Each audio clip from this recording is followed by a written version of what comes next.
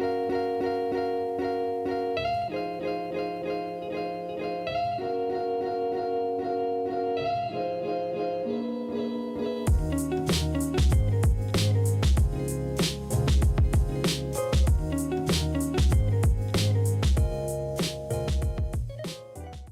you so much, Sylvia. Welcome, everyone. Good morning, good afternoon, good evening. I'm sure people all over the world are joining the session.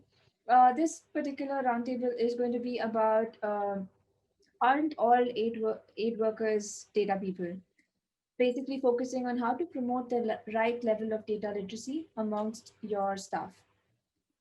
And joining us are some amazing people in the Zen, where we learn from their experiences, and they'll be sharing some of the important questions that we already have in mind. So we have Gaetan Bailby, lead coordinator, WFP, Dr. Stefania Giodini, operations lead, 510 data team, Netherlands Red Cross. We have Heather Leson, data literacy lead, IFRC. And then we have Angeliki Nika, senior analyst and methodology advisor, ACAPS. And then we have Katelyn Rogers, data literacy lead, Center of Humanitarian Data, UN, OCHA, OCHA. I'm sure all of you are wondering, like, why have we gathered today? I think most practitioners and humanitarian development sector regularly work with data. I'm sure all of you work with data too.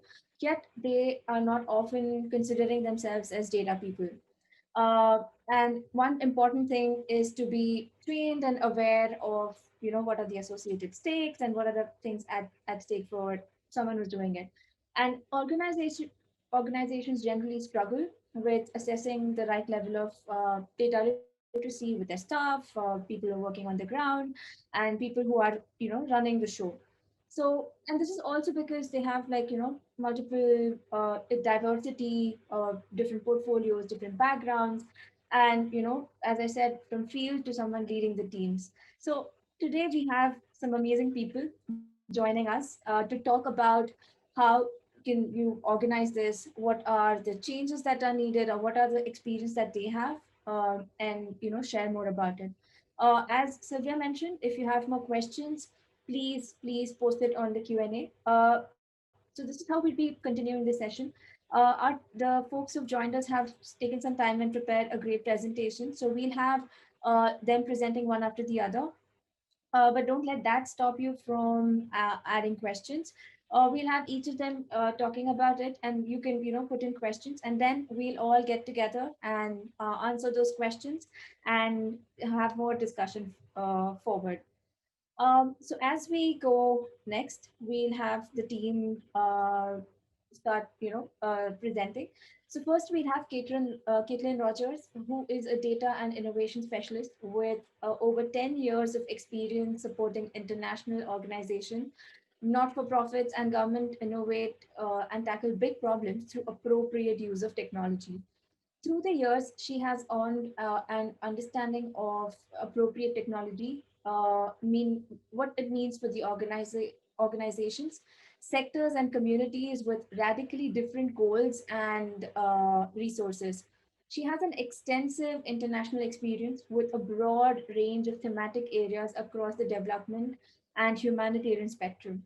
Katelyn currently serves as the data literacy lead with OCHA's Center of Humanitarian Data. Working closely with her colleague, she provides specialized guidance and training and direct support to the field offices and partner organization. So I'll stop sharing my screen and we'll head the podium for Katelyn. I'm just trying to unmute and share my screen.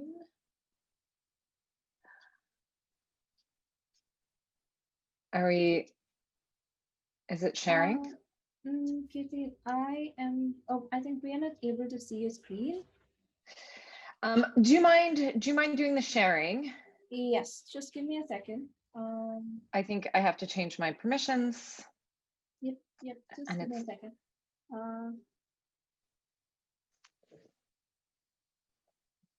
Well, while we're trying to get my presentation up, I can get started. So when I first started thinking about this talk, as my bio kind of indicates, I've been working in this field for a long time, and I've been working specifically on data literacy since about 2012. And so what I thought would be interesting would be to kind of take stock now, like kind of what is the state of play, and then talk through a little bit about how at the Center for Humanitarian Data, which is part of UN OCHA, we're using human-centered design to develop our kind of data literacy programs.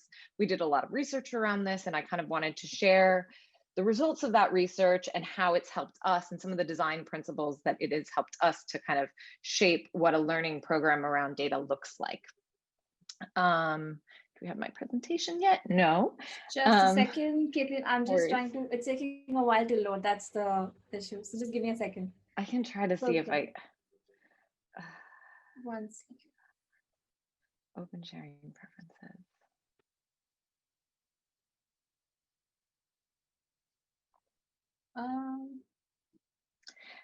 Okay.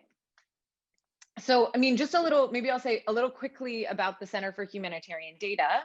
So if you don't know us, we are part of UN OCHA. The center was actually founded in 2017.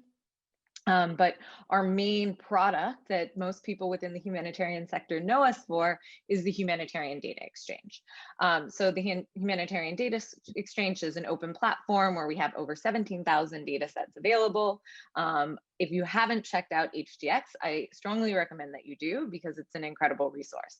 That was actually founded in 2014 or launched in 2014. And then a few years later, we launched the Center for Humanitarian Data to focus on a few other work streams. So initially we had HDX, which is kind of our data services arm, and then data responsibility and data literacy. I think of those two work streams as really focusing on the people involved in a response, so their capabilities, and then as well the processes, policies, and procedures that are in place to make sure that we're managing data responsibly. And finally, last year, we launched a predictive analytics workstream. So with that workstream, we're doing a lot on kind of development of new predictive models. We just actually launched and released the code for our COVID model that was specifically tailored to humanitarian contexts. We have a peer review framework, which we use, which we kind of use to assess other models based on their technical rigor, humanitarian, like operational readiness, and ethical rigor. So it's kind of making sure that the models we're developing in the sector are fit for purpose through a community. And we're also doing a lot of work on kind of community development around that. I think how's the presentation coming? Sorry. Yeah, it's just taking some time to present. Like as soon as I start presenting it There we go. Okay, perfect. Is that, is it like showing, is everyone seeing the current slide, then next slide? Okay. Yeah. I think, Sylvia, we need to just show the presenting slide.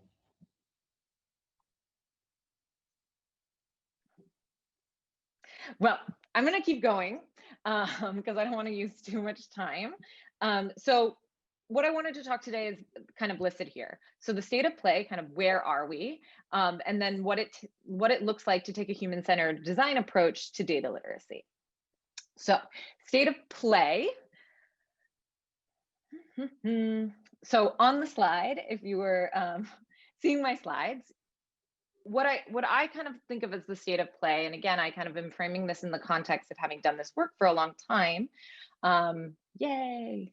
Okay. Can somebody click through for me? More. Next one. Perfect. No, back. Back one. Sorry. Okay. So this is kind of how I kind of see things right now. We know that we have a problem.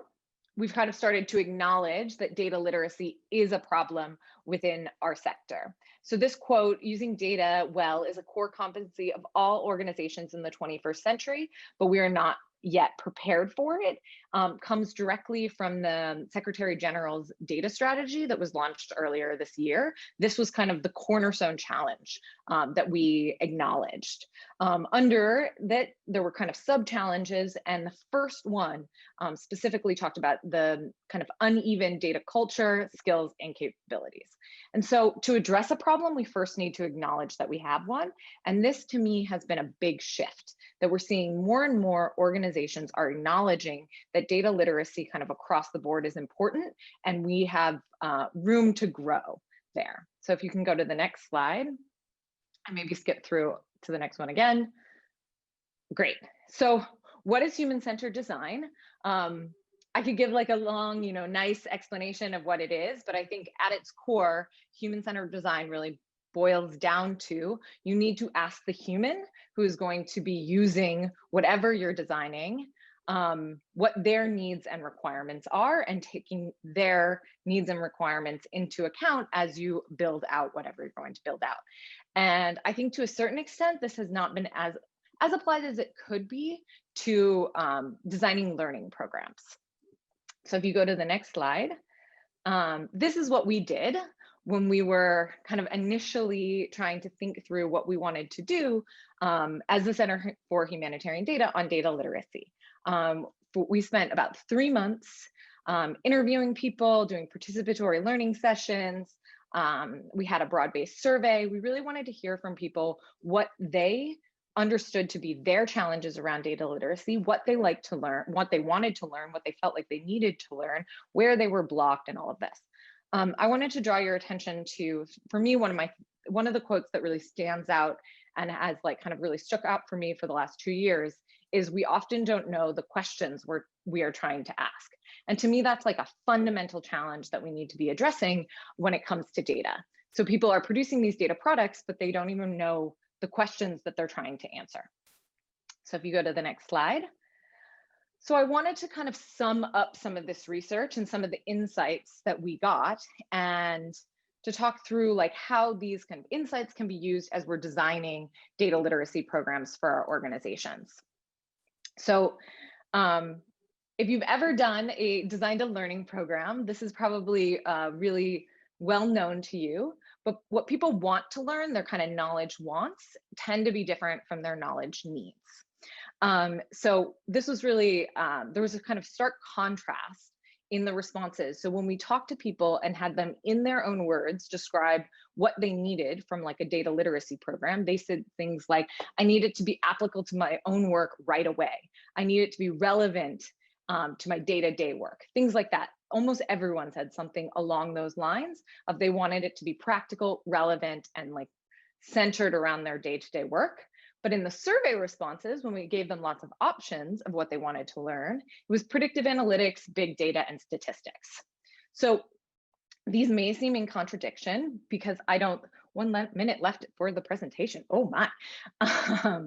So these may seem in contrast, but I don't actually think that they are. People want to know, they need more knowledge around these kind of topics like predictive analytics, the kind of more advanced forms of analytics that are coming down the pike, but they also need practical skills to do their work, their day-to-day work better. So if you go to the next slide. Shared data language. So I think this is so important and is something that we can start building immediately. We all know that different teams with different kind of base skill sets have a tendency to talk past each other when it comes to data. So there's a lot of work we can do in terms of brown bag lunches and seminars and stuff to kind of demystify the technologies and try to build a common language around technology. And this, again, came up in almost every interview that we did. Next slide. Great. From training to learning. So I think what we're talking about is a big shift. In the past, we talked a lot about training people around data. And I think that when we think about training, we can train people in like the processes of an organization and how an organization does certain data related tasks. We can teach people new tools. Those are easy things to train on. But when we're talking about learning, it's a broader program that we need to be thinking about, and it needs to be more accessible in different ways. So having like a full learning experience where people are kind of self-guiding themselves through a process of continuous learning around data. One event is not going to do it. Next slide. my next slide is, so curated learning. So this, I think, is like, if I can leave you with one thing, the thing that people found the most difficult was knowing what they needed to learn. So if you go on kind of any online learning platform, there's so many courses available that you can take around data, but they all assume a linear learning path, so that you're going to kind of start and like learn R, or like learn the basics of Excel, or like learn statistics. And that's not really how adults learn. So we need to curate a learning experience for people, that they are kind of being presented with the stuff they need to learn as they go, and help them find the resources that they need, understand how to use them. And so it's really kind of designing learning paths for individuals based on their roles and based on their needs and based on their desires. Next slide. So for us, really, this got us to kind of these three core principles. We don't want to measure data literacy by a single skill set, remembering that data literacy will look different for different people within an organization. So making sure to include many different skill sets of what is needed to be data literacy within many different roles. We call this functional data literacy in line with your function within an organization, which will probably shift throughout your career. Seek to empower individuals. Individuals need to be responsible for their own learning. So creating environments in which they can be responsible for their own learning, and they know what they need to learn, and they have access to those resources and that support, and then address the whole organization. I think this is kind of a common refrain at this point around data literacy, is that we know it's not just building up technical skills of one particular unit. We need data literacy across the board. So how are you addressing the data literacy needs of different people within the organization, and how can you tailor a data literacy program to them? And my last slide is, I kind of always get the question of where to start, and my response is always start somewhere. I think the challenge can seem so gargantuan that we don't know, like, it almost feels difficult to start anywhere. And you within your organization have the ability to influence certain people around you. So even if you don't have senior leadership buy-in yet, you can still design data literacy programs with your teams, and there's things that you can do. So my advice is to start somewhere, because we need to start chipping away at this problem that we have acknowledged. So yeah, that's it. I'm sorry I went a little over time. No worries, Katelyn. I think we started with a little bit of technical glitches around, but I think we had a good start. I'm hoping that we have some more questions. So, hey, folks who are on the call, please do put in your questions. There were some interesting insights on how to design, learning experience for your organization, how to not just keep the content, constant, but keep improvising and iterating on it such that it's more relevant to the current times. So, thank you so much, Katelyn, for all the interesting points that you've mentioned. We'd probably go to the next individual, that's Gaetan Bailby. He leads WFP's field data team with an intent to build solutions for the field, by the field. This means ensuring strategic alignment amongst leaders, working closely with business units to understand how data can help them make better decisions, and ensuring the right tools are used to design solutions for operational data-driven decision making. Gaetan has a background in data visualization and software solutions consulting.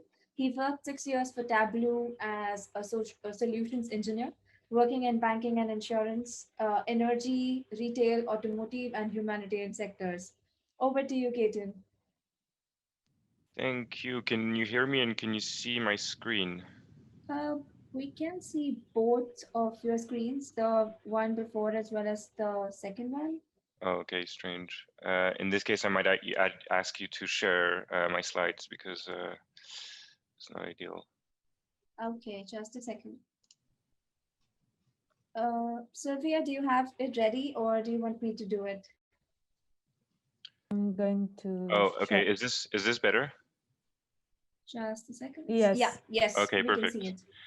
All right, timer on. Cool. So thanks and hello everyone. My name is Gaetan Bailby, lead data coordinator at World Food Program. I'm based in Nairobi. So the intent is that I'm working close to the field.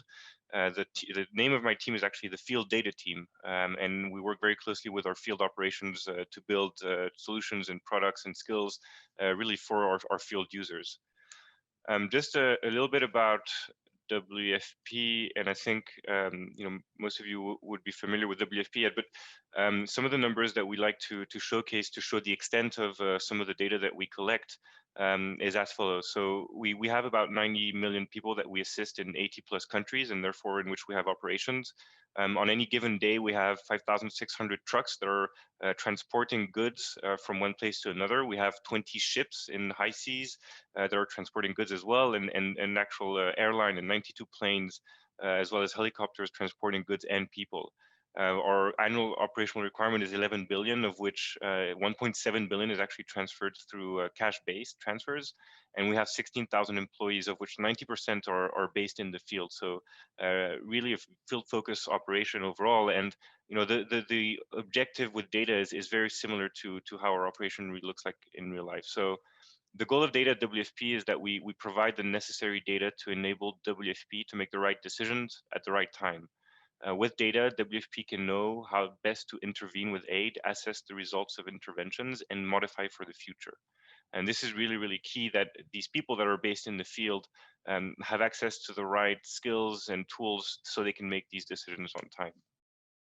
As part of our journey to transforming the organization and building a data culture, we offer within and internally a range of transformation services, which overall are about aligning our strategy with technology and data.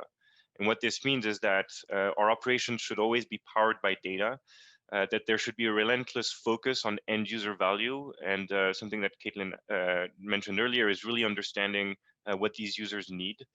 And also building a relationship with them, and then also embracing new types of models. I think there's a huge community around data and around change management and data culture and building skills that it's always good to be able to be flexible in embracing these new models.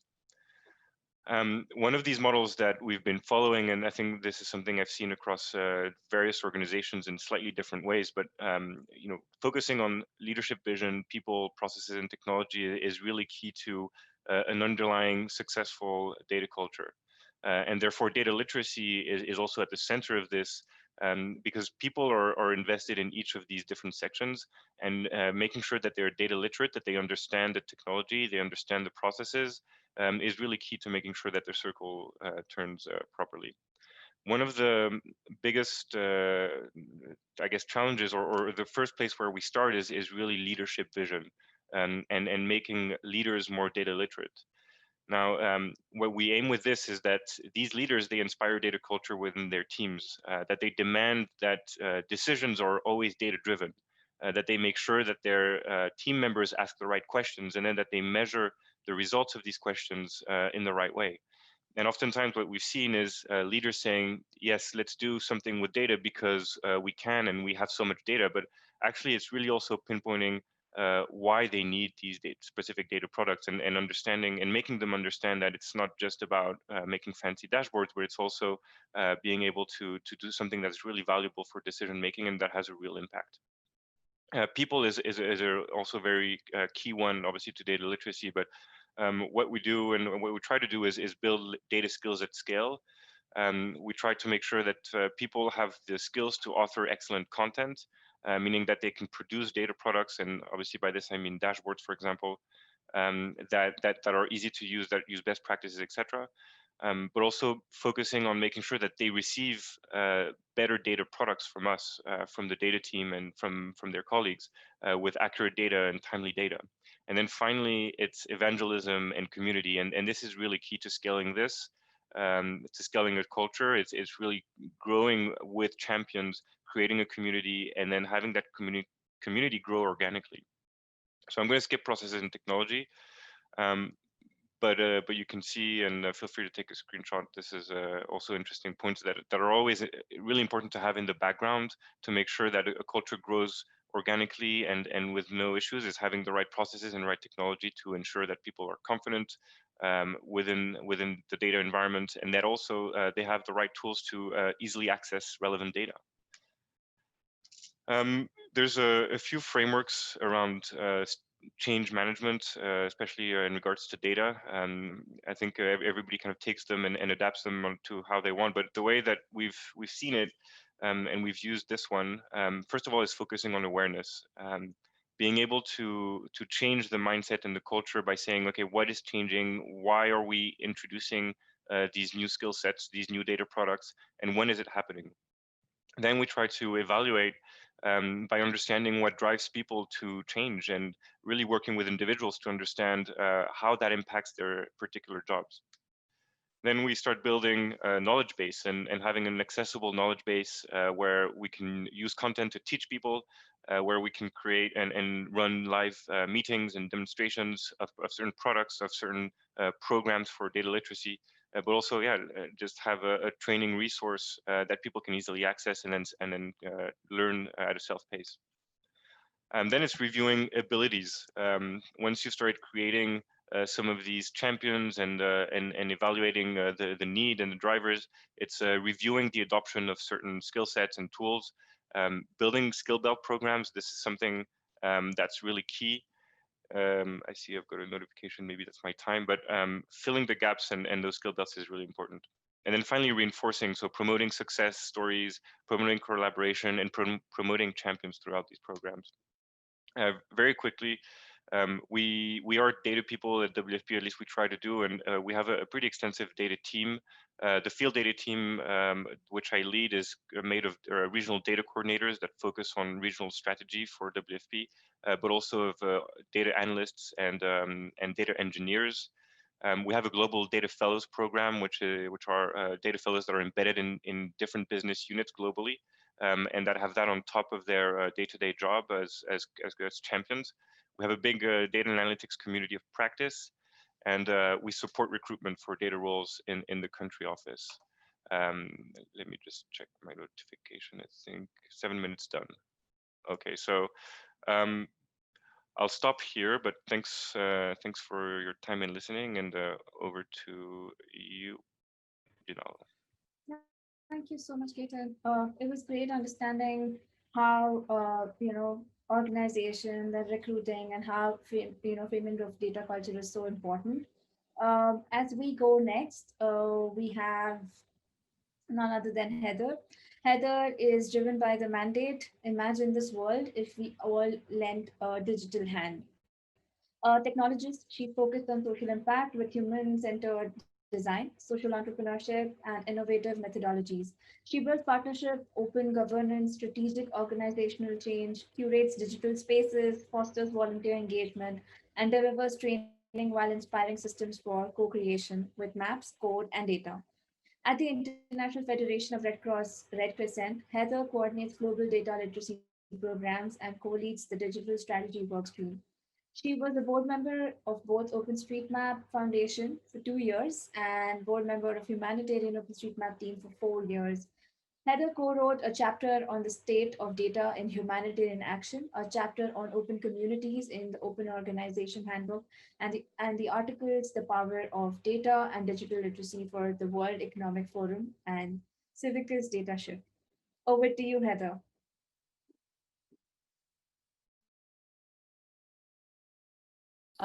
Thanks, Janelle. It's always embarrassing to hear your bio. Anyway, I'm very thankful to be here with Jiong and also all of my fellow panelists who are very passionate about data literacy in their organizations.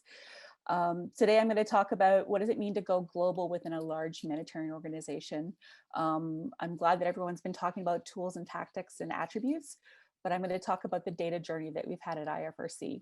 So just very quickly, IFRC, International Federation of Red Cross Red Crescent Societies, represents as a secretariat 192 national societies and 13.7 billion volunteers.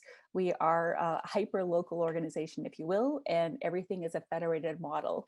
So we always have to work on a collaboration level. When I joined IFRC, I asked where the data protection policy was and then proceeded to join the legal team to build one. That's the first thing that came in the door. The second thing that happened was, much like Katelyn, I found a wedge. The health team came to me and said, hi, we want to understand how to improve this data process with data protection at the forefront and design it that way. And so from that moment, I realized that within the 4-year program that we've now since built, that we really got to, as Katelyn said, start somewhere, but it's also about really understanding who you are and understanding who your audiences are. I spent quite a bit of time within the different departments. Specifically, we had this one group called the Surge Information Management Support Group. And it really is group therapy, but really they are the talented folks creating information products and services across their national societies and for the global movement. As well, I work within health, cash, and our monitoring, evaluation, and innovation teams. How can we take those innovation methods and go forward? So that was really important to kind of learn and figure out where we were. So get a baseline of where we are as an organization. I'm very interested in how we profile our audiences. So we designed 4 specific audiences. And instead of focusing on the sectors, which I think is something that people often do, we focused on the cross-cutting. Who's data curious? Who's a data advocate person? Are they data active and are they data ready? And we started to think about all the existing programs, services, and products and the brilliant people around the world. What are they doing well? And how can we kind of build a peer network on top of that? And what content do we need to kind of just shepherd forward? So my first real experience was to figure out how do we have a shared conversation? And I use the data playbook as a mechanism, one, to find out who's doing what across the world, across all those sectors. What are their best practices? And could we put them in a shared conversation? And so that's really important in terms of trying to do an organizational level strategy, is build something together.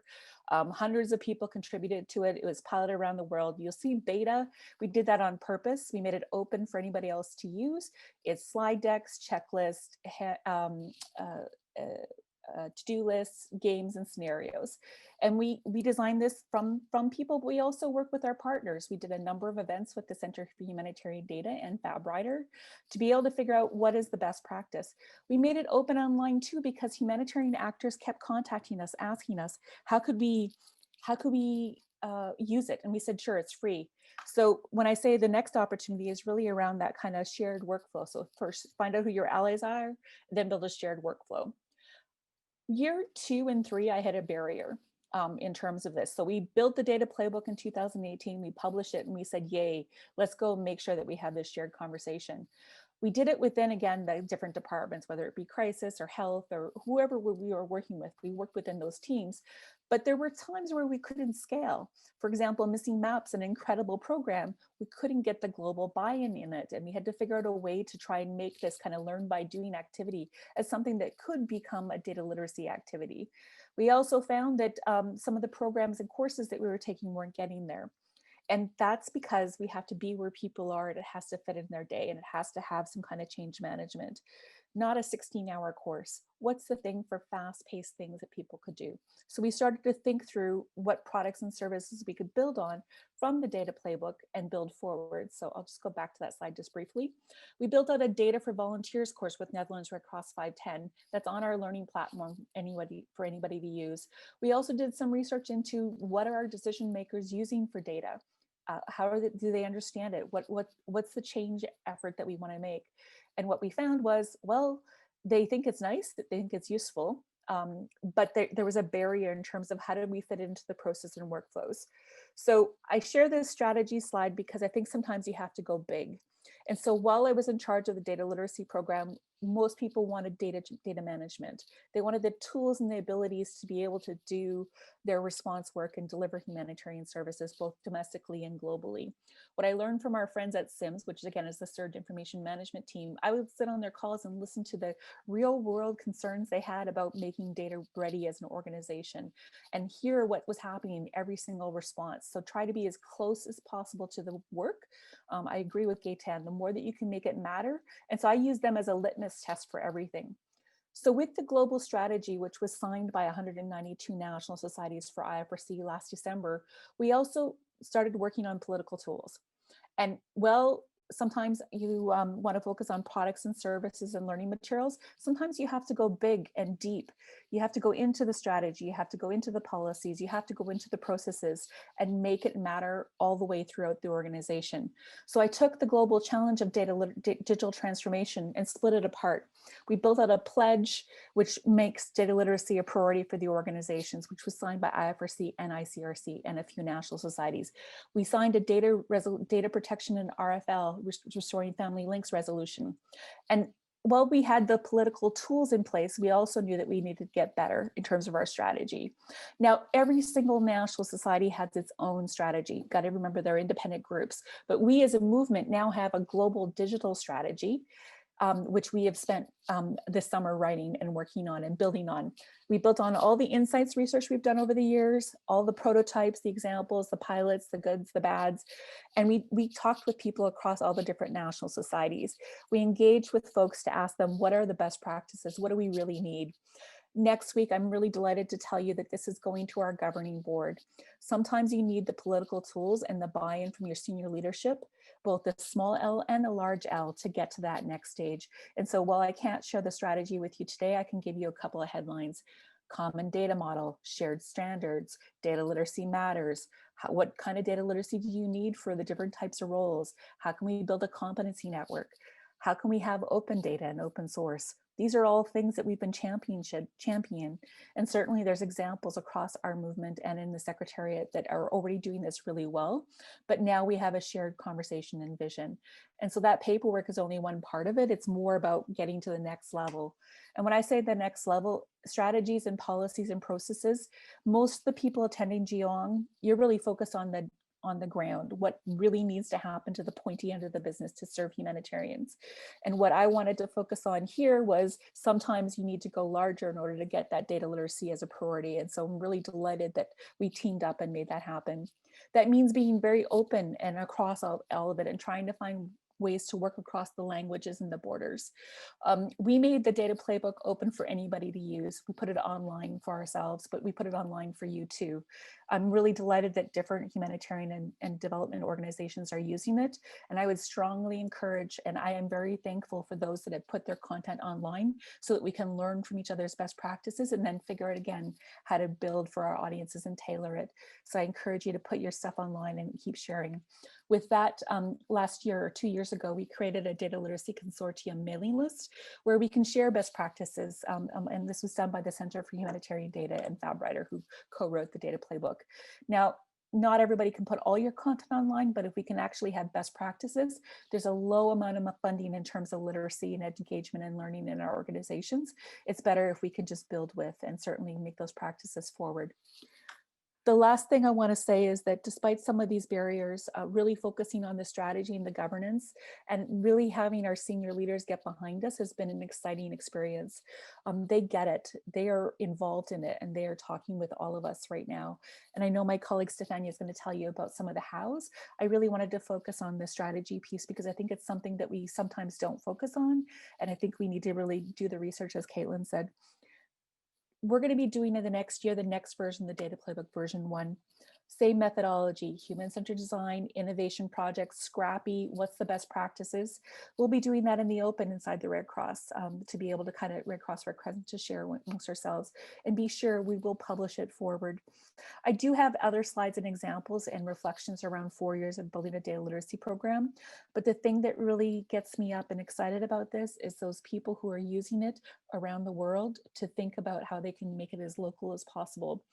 I've met some incredible people doing data workflows in Malawi, Nepal, and everything. And really, it's about what they're doing. We're just trying to give them a little bit reinforcement for the beautiful work they do every day. Thank you. Stop sharing. Thank you so much, Heather. It was amazing to learn more about the data playbook, and I'm sure the audience has a lot of questions on how you got that done. What were you thinking? What were your experiences when you were interviewing so many people from different backgrounds? How did you consolidate all of this information and how that's helping? So I'm looking forward to the discussion. But as I said, we're going to move to the next individual. We have Dr. Stefania Giodini. She leads the operations for 510 Global, an initiative of the Netherlands Red Cross to use data science in positively impact faster and more cost-effective humanitarian aid. 510 helps aid workers, decision makers, people affected by disaster by converting data into understanding. Stefania is a fully fledged nerd with a friendly face. She received her PhD in astrophysics at the Max Planck Institute of Extraterrestrial Physics in 2010. Before working at the Red Cross, she worked as a systems engineer and a technical project lead in the field of robotics and autonomous systems. Stefania is driven by love for science, technology, and humanity. In her everyday work, She aims at giving a human face to science and technology and build easily walkable bridges between the world of scientists and data nerds to the humanitarian workers. Over to you, Stefania. Thank you. Yes, terrifying to hear your bio, that's true. Can you see my screen? Great.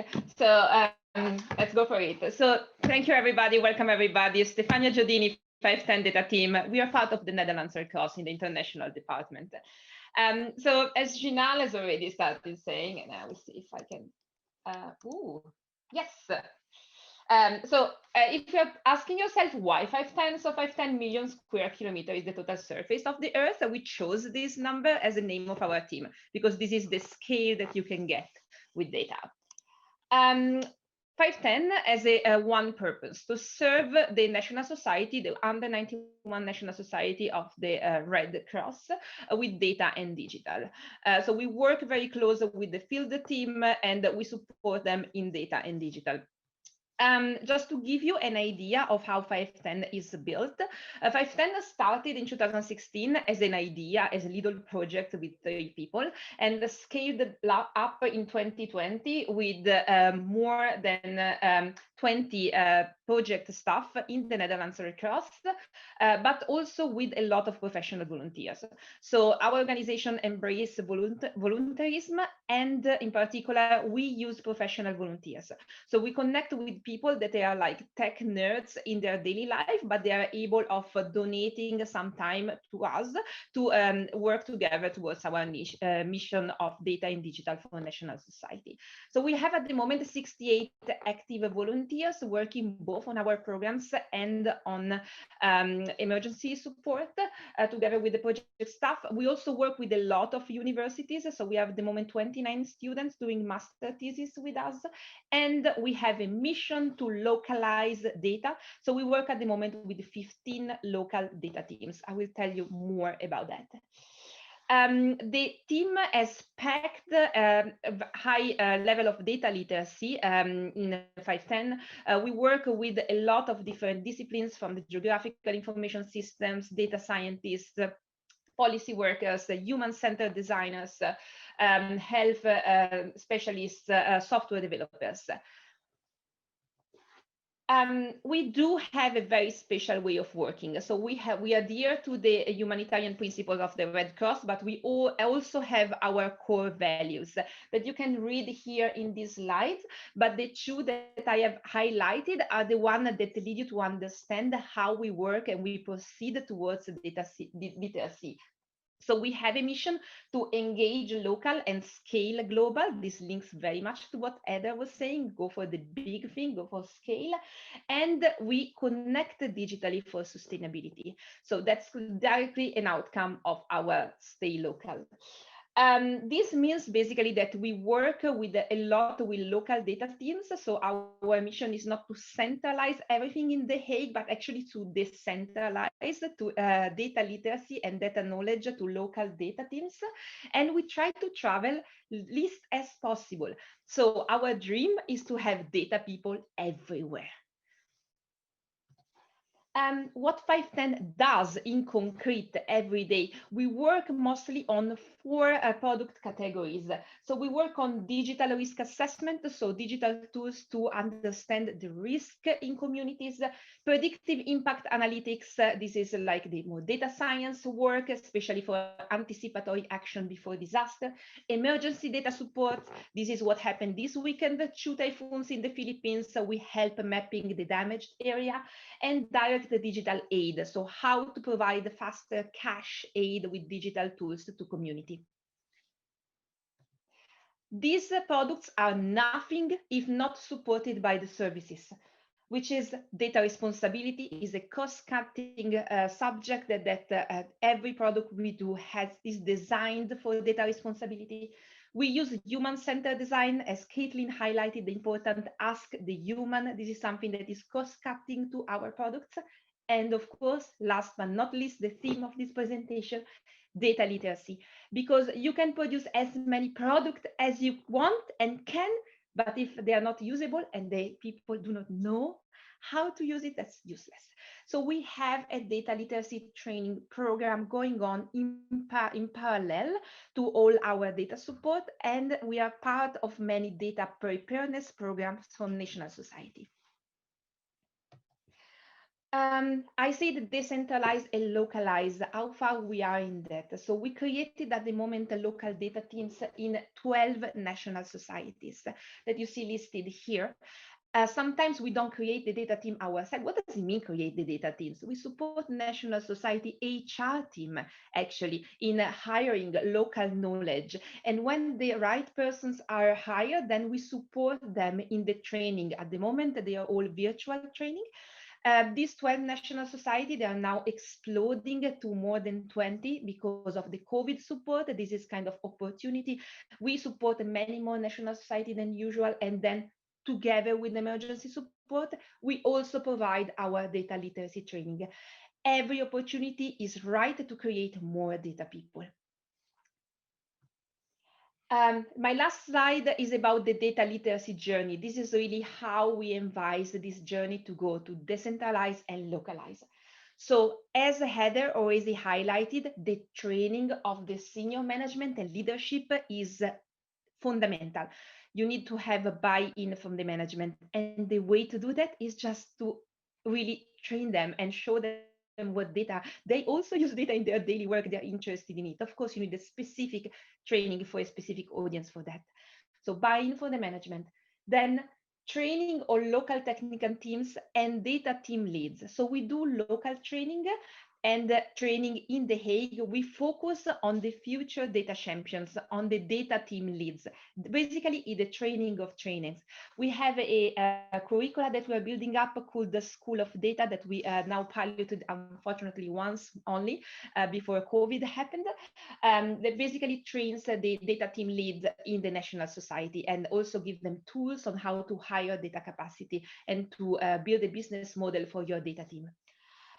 The third step is brokering local knowledge. You are working in countries where there is already a lot of data knowledge. The lovely lady in this picture is Gertrude from the OpenStreetMap team, and she's in this picture giving a training to the National Society of Zambia on how to map with using missing map, using OpenStreetMap, and how to do mobile data collection. We don't need sometimes to come in, we just need to bring the link to the right person in country. So really brokering is a big thing that we do. And lastly, this is our dream, is actually happening. The local data team leads, coached by 510, is training the local technical teams. In this picture, you see Simon from the Malawi data team that is training the Zambia National Society data team. So this is creating this network of data teams and then having them coaching each other and creating a network. This is really, really important for us. And this is basically where we want to get the data, every person, a data person, and really decentralize and localize data literacy. This is all for me. Thank you so much. Back to you, Jinal. Thank you so much, Stefania. I think it was amazing to understand about the product categories and the data literacy program that you've been running, not just for at the base level, that's the volunteers, but also at the management level to buy in. So I'm sure we have a lot of questions around how you've been doing, what are your experiences. So looking forward to that aspect. And now we've got, last but not the least, we have Angelika. I'm sorry, I'm pronouncing her name wrong. I just written, yes, it's Angelika. No worry, Angeliki again. Nika. Sorry, yes, Angeliki. Angeliki is a senior analyst leading the crisis insight and inform severity work for ACAPS, ACAPS since 2017. She has previously worked with ACAPS as an information analyst focusing on Nigeria and Somalia, and was involved in various field missions. Before then, she worked with Oxfam and IOM and local humanitarian rights organization on the mixed migration response in Greece and Malta. She holds a bachelor's degree in international and European studies and a master's degree in public international law and human rights. Again, so sorry for mispronouncing your name. Over to you. No worries. Can you actually see my screen, my presentation? We can see, but it's in, you need to put it into the presentation mode. Yes, perfect. Better now? Okay, Yes. great. Thank you. Thank you very much, Jinal. Hi, everyone. As Jinal said, I'm Angeliki Nika. I'm a senior analyst with ACAPS. The topic of data literacy is actually quite important for me personally too, because as you heard from my bio, I am not a trained statistician, or I'm not a trained scientist on data. The opposite, I had to build my data literacy also throughout my career with ACAPS, and also the data literacy of my team. When I started thinking also about this presentation and how to approach it, I thought about it in two ways. And first of all, I think I should explain a bit what ACAPS is, that will help you understand the way I was thinking also about this. ACAPS is an organization that is providing information in the humanitarian sector. Our goal is to provide information, data, and analysis that can help humanitarians make decisions on any level those decisions are being made. Now, our audience is split a bit in two, I would say. We have audience that is quite data literate, and they know how to handle data sets, and they use our data sets to build their own products and do their own analysis. But we also have a very big audience that is based on us for an analytical capacity, and is based on us to provide the insights that we also identify in the data. So the way I decided to approach this is, first of all, to attempt an explanation of how important it is for humanitarians to use the data, to know how to use the data, and to know how to ask the right questions about the data and the analysis in their day-to-day work, and how we are trying to make this easier for our audience. Either they are data literate or not. So as we all know, humanitarian decision makers are working usually in very stressful and high pressure conditions. Information is often lacking, it's distorted, or it's uncertain in their content.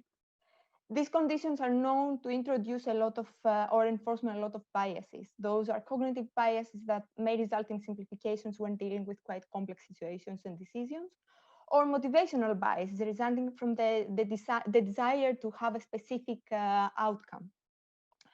Now, the availability of accurate, reliable information and data and analysis, and a combination of an understanding of how to handle the data, how to increase the data literacy of the decision makers, and how to ask the right questions, can reduce these biases and improve overall the decision-making process. Before ACAPS launched the Crisis Insight Package, that I'm going to talk a bit more about this later, back in beginning of 2019, we conducted some simulations with decision makers to see how they handle data and information in their daily work. We worked with many different organizations on that, and we identified some natural systemic biases that have to do with mostly with path dependency, which means that organizations tend to repeat the same decisions that they have made before, and people tend to repeat the same decisions they have made before. Another bias that has to do with political influence and with agenda settings. All of those biases are normal in our daily work and may come from a good point of a good effort of considering a more broad information environment in our decisions.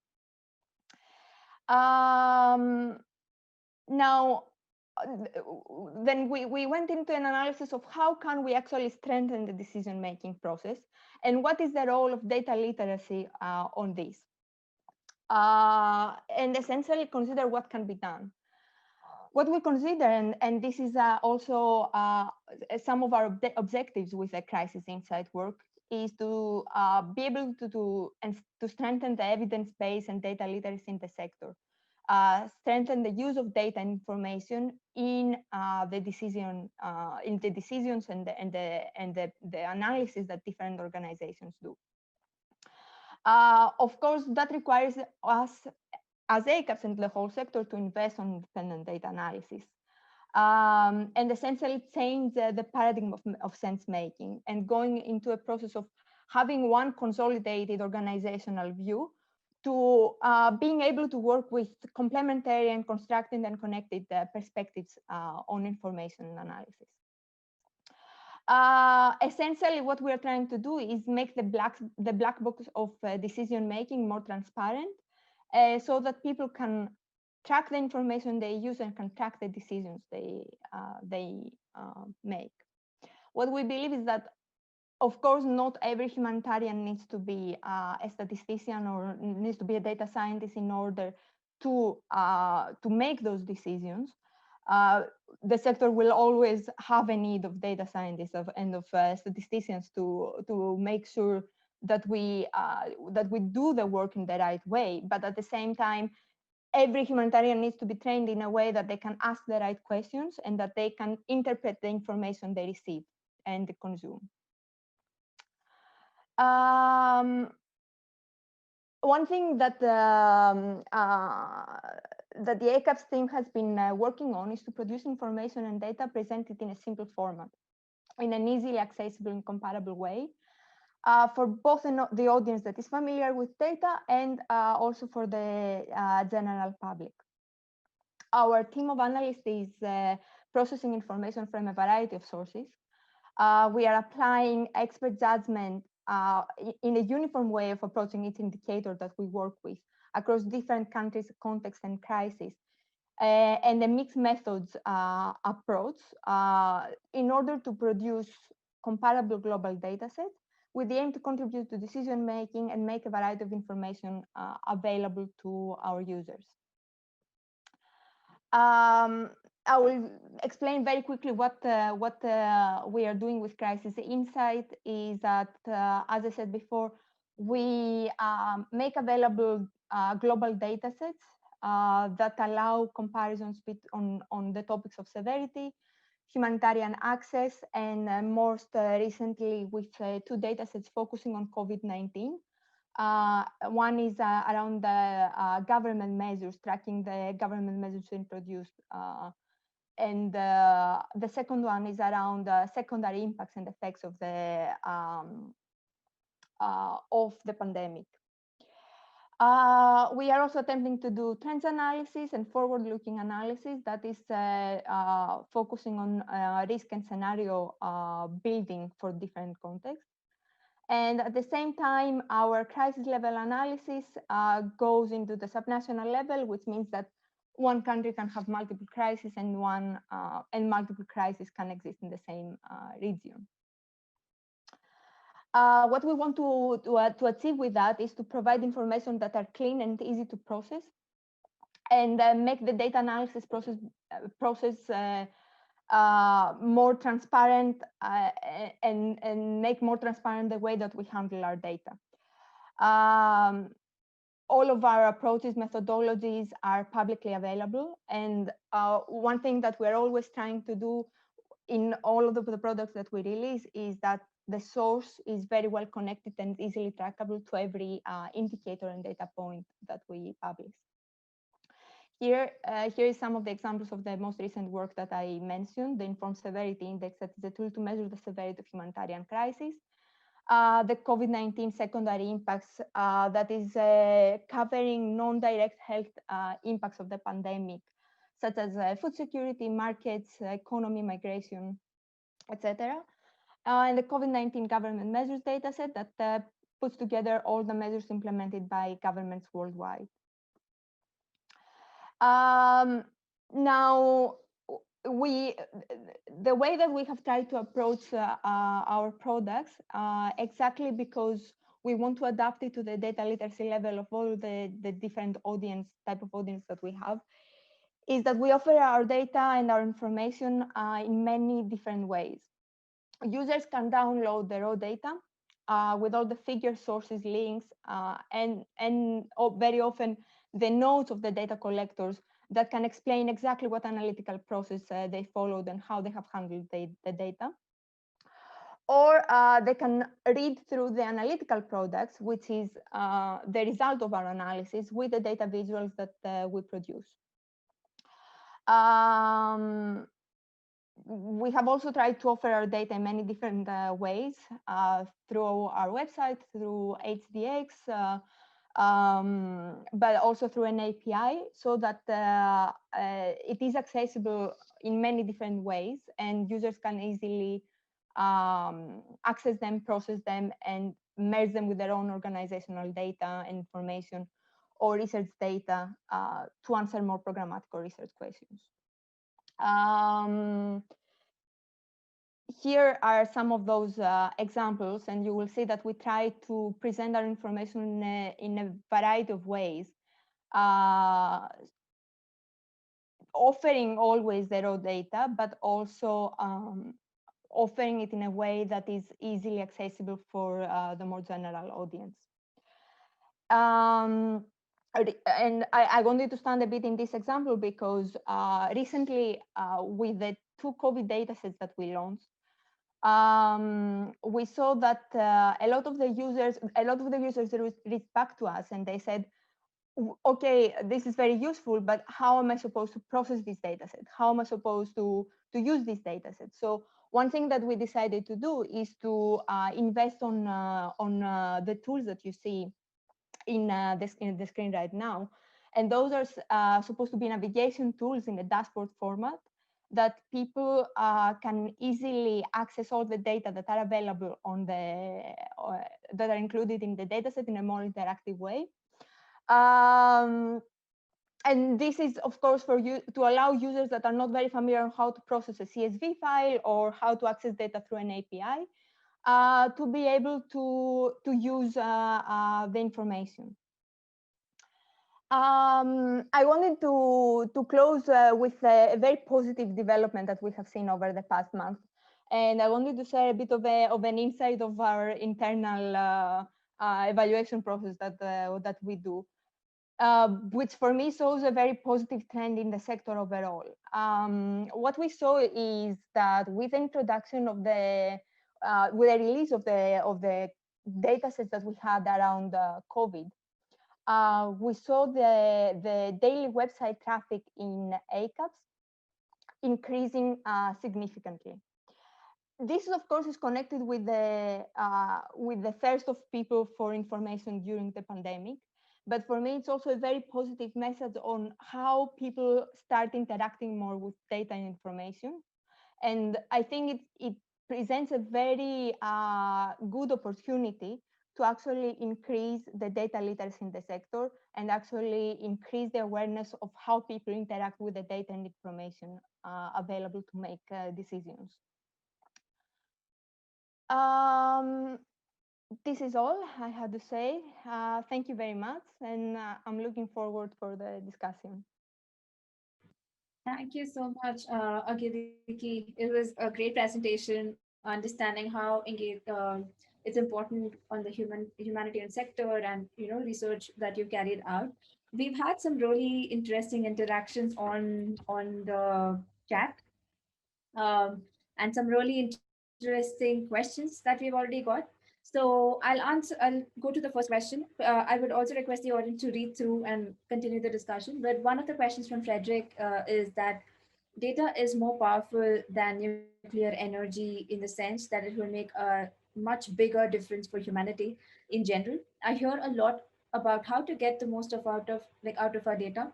I sometimes hear that we need to do it responsibly, but I never hear how to teach people the basics of data related security. There is no heat boot camp for data security like there is for physical security. Do our panelists think we need separate actions to spread data protection, security literacy, because it was quite different topics and skills that are different actors, or they think it can or should be included in data literacy activities? I think Stefania and Heather have been already having the conversations. Can either of you, or would Stefania start off, and then, or Heather, either of the ones can put in perspective, and then we can have the team chime in as well. Over to you, Okay, Heather. I'll go and then I'll, thanks. Oh, I'm gonna call. Pardon me. So, we designed the data literacy program with data protection responsible data from the front of it. It was the first thing that happened in the first month that I got there. The legal department and the health department said, hi, we have this data literacy question. And I embedded myself in it. I think that you have to have embedded it and in parallel.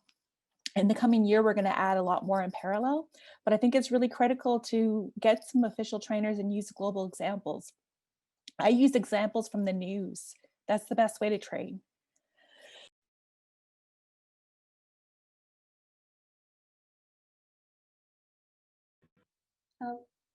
Over to Stefania.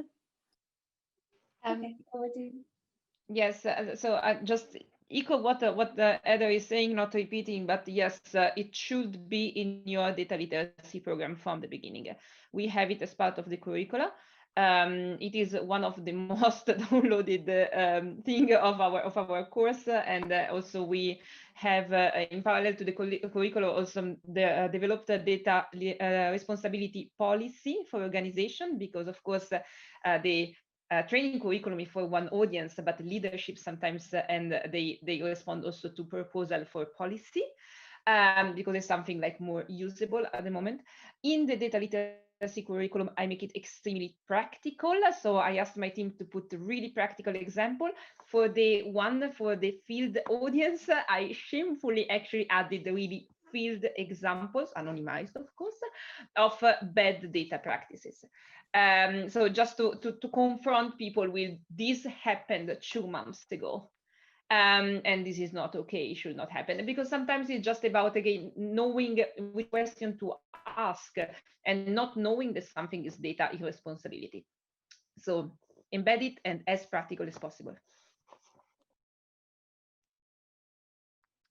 I could jump in a little bit on that too. I mean, obviously echoing exactly what Stefania and Heather have said. I mean, as I said from the beginning, the Center for Humanitarian Data, we have a data responsibility program and a data literacy program.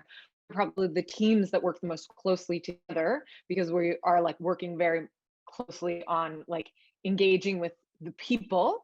But as well, like when I mentioned our predictive analytics team, our models that we develop and the models that we assess for kind of other actors in the humanitarian sector, they go through like an ethical review. And on HDX, we work really hard to make sure, I mean, already like you're not allowed to have personal data on HDX, for example.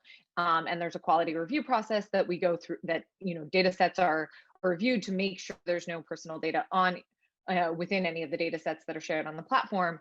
And then in addition to that, when microdata, so survey data is shared on the platform, we take an additional step and go through this statistical disclosure process to make sure that there is no risk of re-identification, even in survey data where direct identifiers have been removed.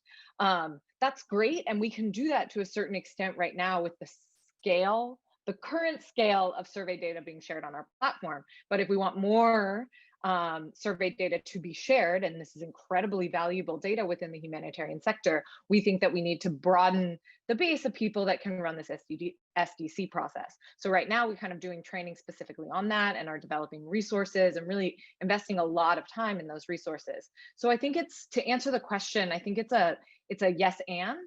So within every data literacy program, I think that there needs to be specific data responsibility kind of data responsibility needs to be embedded throughout, but there's also a need, I think, for additional data responsibility trainings, like really specific, sometimes specific sectors or specific issues have unique data responsibility related questions that we need to be working with those, so maybe on cash, for example. And then, the embedded within that, there's also an IT, like a basic IT literacy type of thing. And like, I know within OCHA, like it's a requirement when all staff are onboarded, we go through an IT training, online kind of thing. And I think that needs to be updated regularly, making sure we're reviewing all of that with people.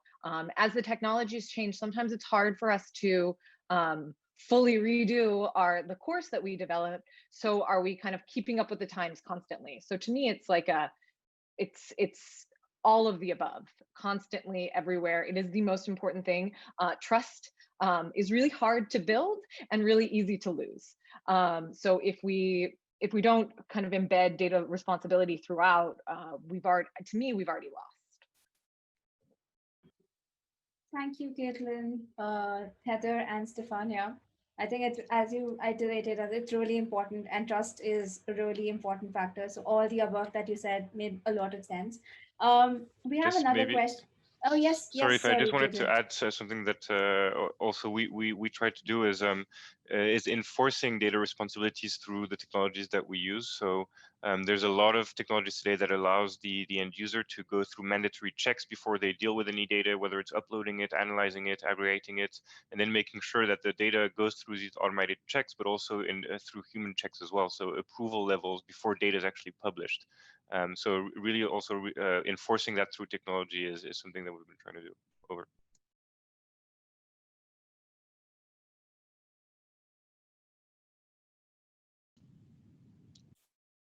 You're on mute, Jinal. Yeah, sorry about that. Hey, Gaten, thank you. I think Stefania raised her hand. Do you want to add any Yeah, just very specific? quickly, because Katelyn says touched on something that is like really important, the difference of data responsibility in the four sectors, and specifically now with COVID, the health sector as a whole totally different data responsibility to look at. I mean, contact tracing and the tracing of patients has been like a thing, normal thing in the health sectors, like since the Ebola crisis. So if you go to the health professionals and talk to them about anonymizing data, they look at you and saying, and how do I do my job? So you really have to do human-centered design to really ask to your audience, what do you need to do your daily job? And then adapt also the data responsibility to what they need. That makes sense, Stefania. I think that's extremely crucial, especially in times like this where this pandemic and this information is floating around. So security and all the aspects that you brought in makes a lot of sense and something to think about as well.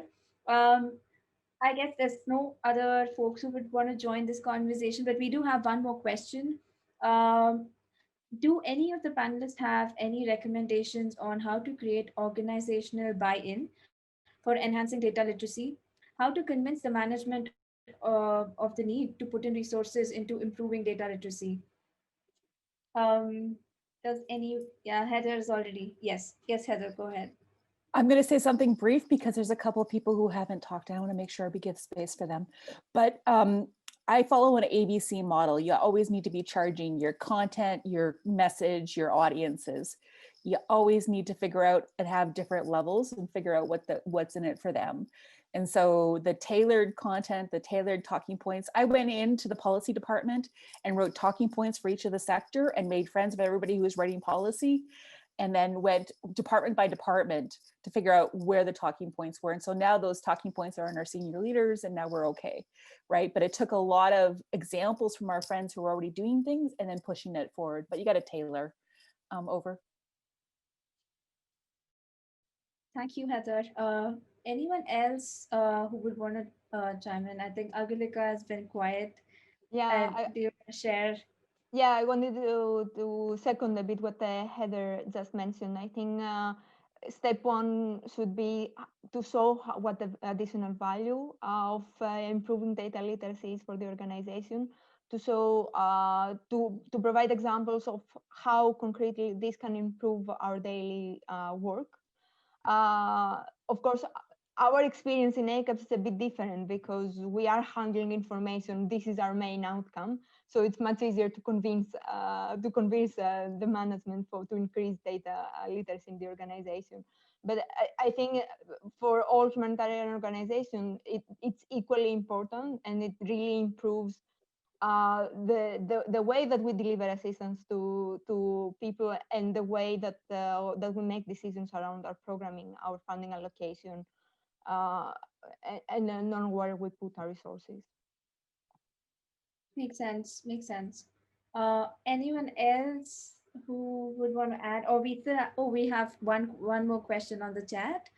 Data transformation takes time and, as mentioned, requires changes to people, processes, technologies, both at the junior and the senior level management. So I feel it's more like a follow-up question from the previous one.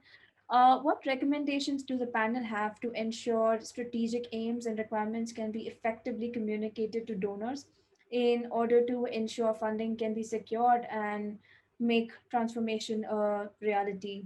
Uh, Gaetan, do you want us to, take this up?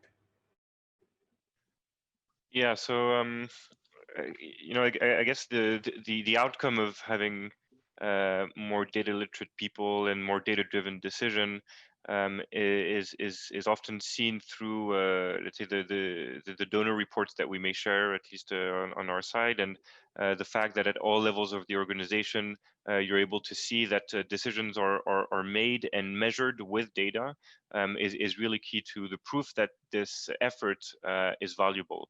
And there was one particular point which was measuring the effect of decision making with data, and this is something I think is important to focus on, and maybe a little bit harder to measure down the road, but can really prove that these efforts are actually valuable for field-based decision making. Makes sense. Makes sense.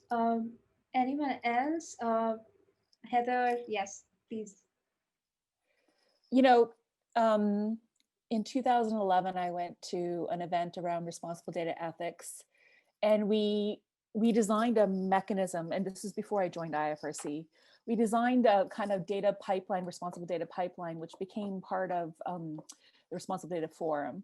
And we designed that we wanted to try and figure out how to make sure that it was a part of every single proposal, that you had to prove that data literacy and responsible data and data protection would be part of every single proposal that's written, and all the donors would consider it a priority.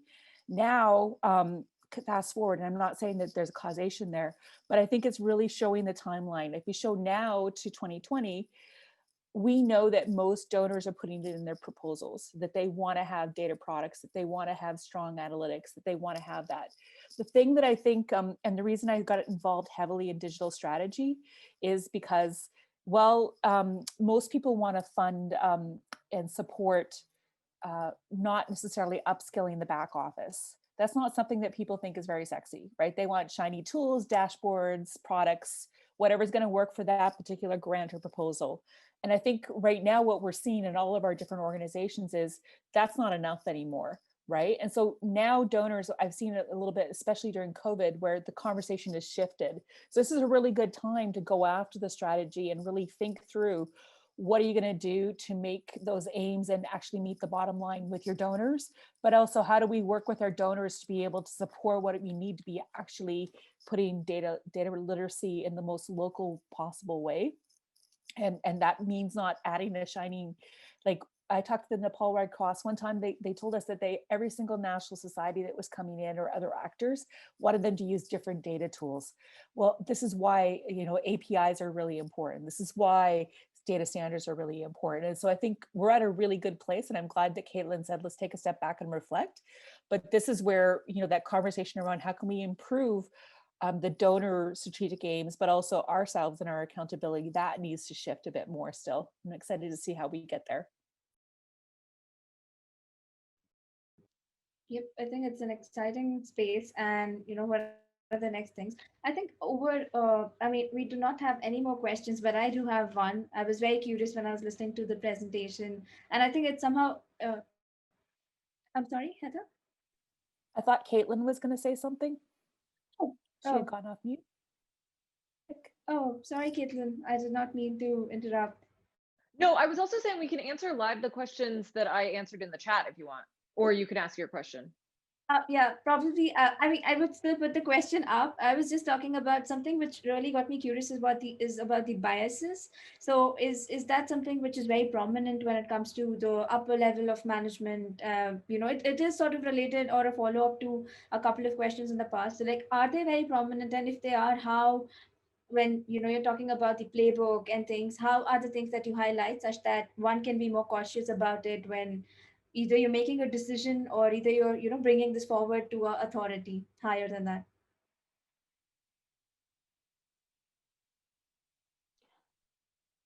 If I can Anyone? say, Yes, If I yes, can say please. something to that, Jinal, I think bias is an inherent trait in everything that we do. Bias exists in everyone, in every level of an organization, and actually in the way that human beings process information. And I do think that increasing data literacy and increasing the capacity of people to handle data and information is a coping mechanism by itself on the biases and on the impact they have on the decisions that we make in the sector. Thank you so much, Angeliki. Sorry, I'm trying my best. No um, worries. I think that helped me understand this a little better. As I think Katelyn mentioned, there were a couple of questions. We still have almost 8 minutes, so let's see if we can go through both of them, or could we have more? So one of them, or rather both of them, yeah, one of them is from Oliver. Thank you for your presentation, George. It was amazing. I really like Katelyn's quote. We often don't know the question we are trying to ask. Identifying and articulating need from the perspective of information users seem to be where we all stumble. Has anyone heard of an attempt to build a sort of ontology or categorization of need and use cases that could provide a starting point to that conversation? Uh, Caitlin, do you want to do the honors, and then we can have rest of the folks join you? So I mean, I already kind of provided a little bit of an answer in the chat, so I won't. I'll kind of reiterate that and then like open the space for others. But yeah, I think it's really difficult to understand all of the needs of different users from like a skills perspective. Like we have tried to break this down internally by looking at kind of specific kind of job categories, because it's easier to focus on actual humans than only work in the theoretical. So really focus on specific humans. We tried to map all of the specific skills that, for example, within OCHA, it's a humanitarian affairs officer, but I think that's very, that could be a program officer in different organizations, kind of non-technical sector experts, let's say. And we map the kind of skills that they might need along a data pipeline. So what do they need? What types of skills do they need to make sure that they're asking the right questions? What types of skills do they need to make sure that they're collecting the right data, getting and collecting the right data? Yada, yada, yada down the pipeline. So for a humanitarian affairs officer, they might need a little less skills around processing and cleaning data, because that's not their kind of everyday work really, but they do need to understand the choices that go into cleaning data and the implications that will have on the downstream analysis and communication of that. So I think that is one way to do it. It will look a little different. We've tried to create kind of like a periodic table of data skills that we can kind of put together. All of this is a little bit like, as I probably wrote, like quick and dirty. So it's very much a work in progress, but happy to share with anyone if it's relevant. Thank you so much, Caitlin. Anyone in the group would love to oh yes, I think Stefania has been raising hand. Thank you, Stefania. Yes, just to complement what Katelyn was saying, in order to get the right question, we have a process that we use in co-design actually. So we make four questions basically. First, we ask to the person what is their daily job. So we pride them to think what they do day to day. Then we get a totally unrelated question and we ask them, which digital tools do you use in your life? So people start talking about the games, apps, Candy Crush, these kind of things. Even if it's a person that is never working with data in their job, then we ask them about their challenges in their job. Mm-hmm. And then we ask them to draw if they could draw any tool that could help them in their daily job to solve their pain points. So in this moment, they're primed to think across pain points, daily job, and digital. And we see that the questions then come up. This is our process. Yes, Gaetan, please go ahead. Yeah, I wanted to touch on the word ontology from that question. I think it's interesting because this particular approach is something that we've been following with our, let's say, data and integration and analysis projects. There's the way we're talking to our users is kind of moving away from let's say systems and tables and columns and tools, but really trying to focus on how do they see and talk about their own business on a day-to-day basis, and what are the different things that they do to make sure that they make the right decisions and they have the right data to make these decisions, and really kind of defining what we call the WFP ontology through these concepts for them to, in the end, really have a natural way of interacting with the tools, the data tools that we offer to them, rather than having to, let's say, learn new nomenclatures or lexicons or types of ways of working with data, things that maybe is not natural to them in their day-to-day job. So the ontology approach to building data products that match the ontology of the organization has really been our focus. Over. I think that I'm really excited to hear about periodical tables for data literacy and different ontology models, and then again the co-design. If I could sum, I think there's all of us are thinking about our data literacy programs or activities in terms of innovation mindset. I know innovation gets thrown around a lot, so does human-centered design. But I think the practical examples that everyone's given for what they're doing to serve their kind of organizational mission, and then the products and services or programs that need to happen. I think there are some similarities, but there are some definitely concrete differences in terms of who we're serving. I think that it's really exciting to hear, you know, that people keep iterating on this. In the next year, we're going to spend a lot more time thinking through what's best practices in the industry, what's best practices in other industries. We've been partnering with a Norwegian Red Cross company, which is a partner, and they've been teaching us how they teach data management to other businesses. And so thinking through those different ways, I think sometimes we can get very insular in the humanitarian world, and as we should. I mean, we want to be able to solve a problem together. But I think we also need to think larger in terms of what are the best practices out there, and then how can we co-create or share on top of those. It's always been something that I'm sure Katelyn's been hearing me say this for almost a decade. So, and I think we both follow that same kind of principle, that the more that you create, I think that my encouragement is that as people are creating these products and services or ideas around data literacy, let's move the ball forward for everybody. There are lots of other smaller NGOs out there that might not have the staff or headcount for some of the things like some of our organizations have. And so I've been really heartwarmed that they use some of the content that we create, but I'm also asking them, how can we learn from them? Because I think we at the Red Cross Red Crescent, we have all different kinds of different national societies. And so you have to think of them as all different kinds of businesses, right? So even though we have this kind of shared mission, each activity that they're doing might actually be more similar to what's happening in the local context of WFP or OCHA than it does with IFRC. And I think that's something that I've learned quite a bit from modeling and working and just kind of working inside the different teams. And I look forward to seeing how we can all kind of push the ball forward as an industry. Over. Thank you so much, Heather. I think we are on time. This would be the last thing that we'll be talking about. I think we've managed to answer all the questions. We weren't able to discuss Marine's question. Sorry about that, but I think Katelyn has done a great job on writing a really good explanation. So thank you, folks. Thank you, Stefania, Angeliki, Heather, Claudia, Gaetan and Katelyn for being there. Thank you, Sylvia, for helping organize this bit.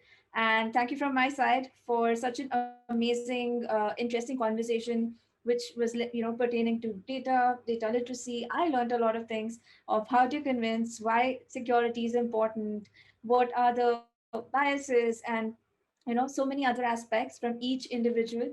So thank you all for coming in today, talking to us, sharing your amazing experience with with all of us. Yeah, so thank you so much, and hope to see you all soon. It was a great virtual roundtable. Bye, everyone. I've been on part of a lot of large online events, and we started to wave at each other because I think, it just brings some joy. I see it seems very strange, but anyway, I wish you all the best and thanks again. Bye, everyone. Bye. everyone. Thanks so much Bye. for coming. Bye. Thank you.